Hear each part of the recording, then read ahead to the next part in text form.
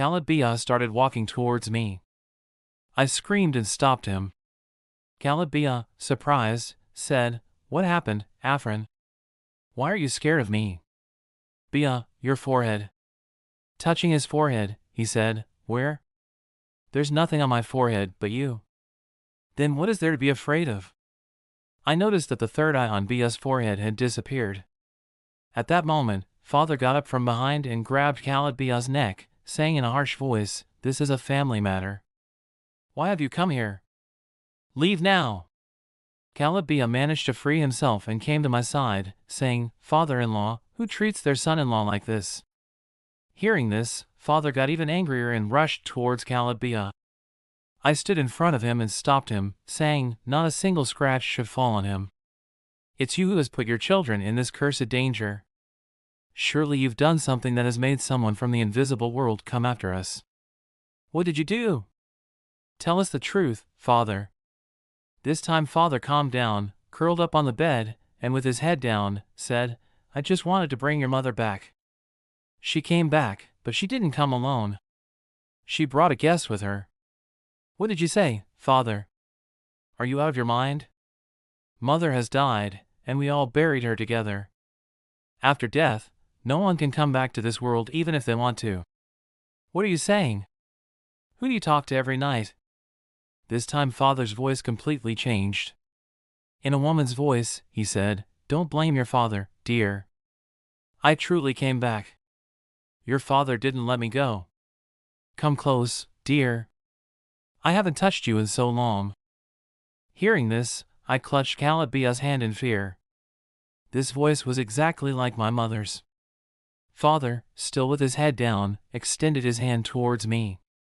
Ghalib Bhaiya slapped his hand away and said, "Stop it, man. We know that after death, no one comes back.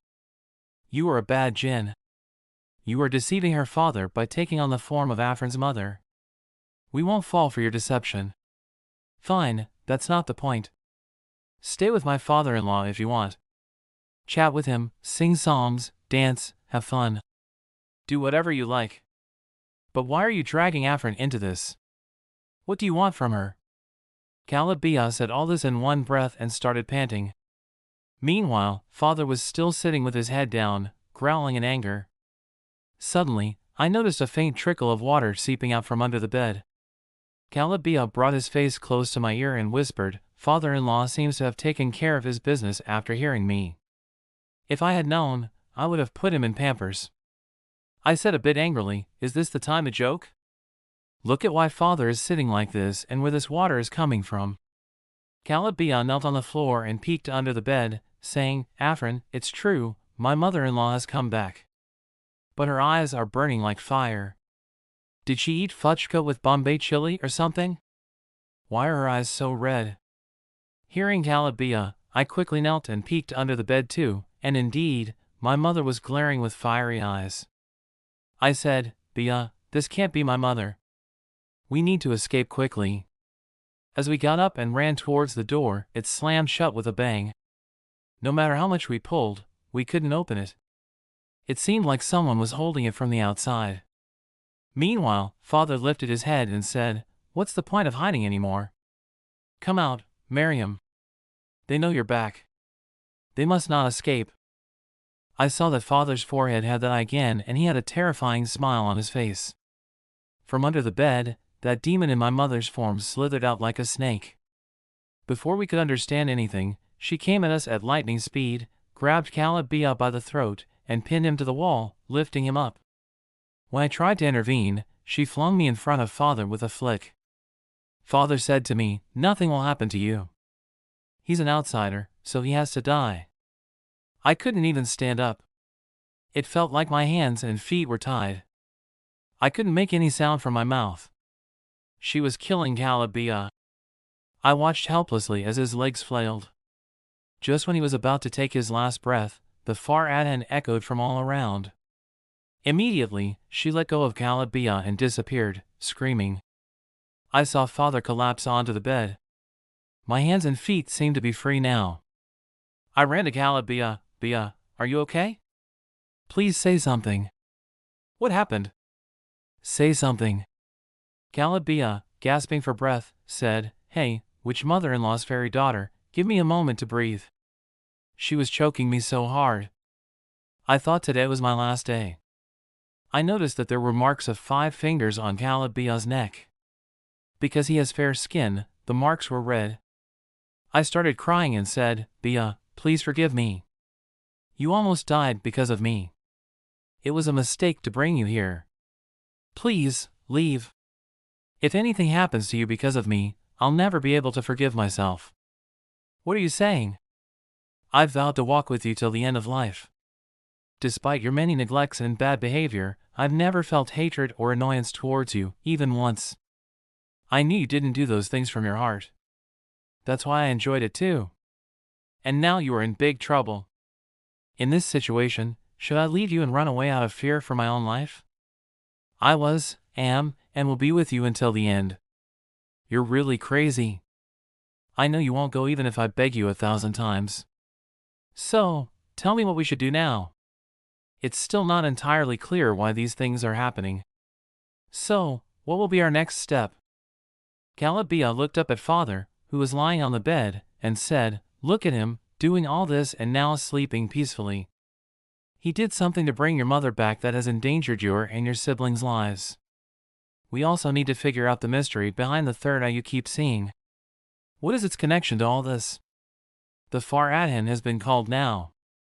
We'll pray and then leave the house. I know a huger who researches paranormal issues. I'm sure we'll get some solution from him." We quietly closed the door to father's room and left. First, I prayed, and then Ghalib Bhaiya also prayed. Now it was time to leave the house. The darkness outside hadn't completely lifted yet. The chirping of birds was just starting to be heard. When we peeked into father's room before leaving, we saw that he was still in a deep sleep. When Bhaiya opened the main door to leave, he froze. I said from behind, "What happened? Why did you stop?" Ghalib Bhaiya said, "Coffin." I quickly moved aside and looked outside. There was the coffin, placed right in front of the door. I got extremely scared. Since Ghalib Bhaiya could see the coffin, it wasn't a dream. It was really in front of our door. Ghalib Bhaiya said, "Don't be afraid. I'm here. Let's see what's in this coffin." Saying this, he moved towards the coffin. I said, "No Bhaiya, let's leave quickly. Let it stay here. Who knows what's inside it? There's no need to open it." But Ghalib Bhaiya didn't listen to me and said, "How many times will you run away? Even if we want to, we can't escape these things anymore. So we have to face whatever comes our way. We can't be afraid." Saying this, Ghalib Bhaiya carefully observed the coffin from all sides and knocked on it a few times. Then he slowly removed the lid of the coffin. I closed my eyes in fear, worried that my father's dead body might be inside like in my dream. I didn't want to see it directly. Ghalib Bhaiya said, "Open your eyes. There's nothing much in here." I opened my eyes and looked at the coffin.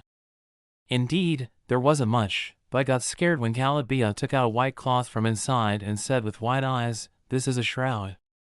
In one corner of the coffin, there were some jujube leaves and a bottle of rose water.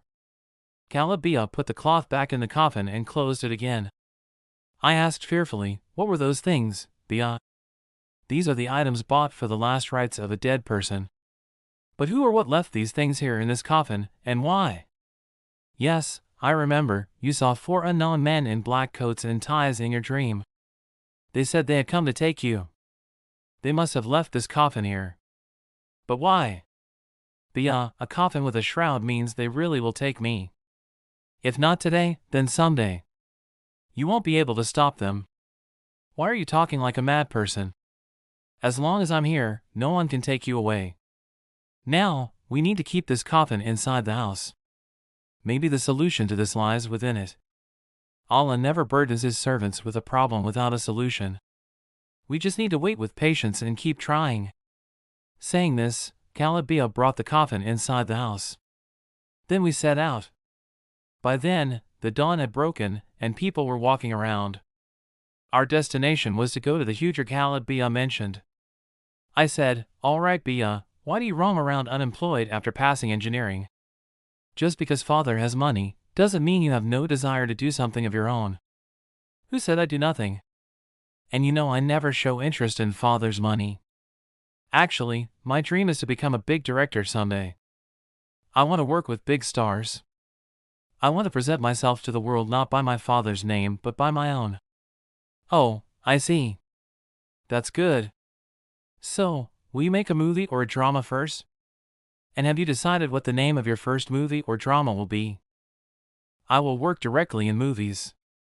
And yes, I have decided on a name. My first movie will be called If You Love, You Will Give, If Not, There Isn't. I chuckled and said, what kind of name is that again? Don't make movies with such cliched names. I will give you a beautiful name. As we were talking like this, we arrived at an Islamic foundation.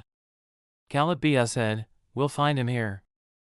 Upon reaching the Darwani's place, I said, brother, could you call Huger Jamal for a moment?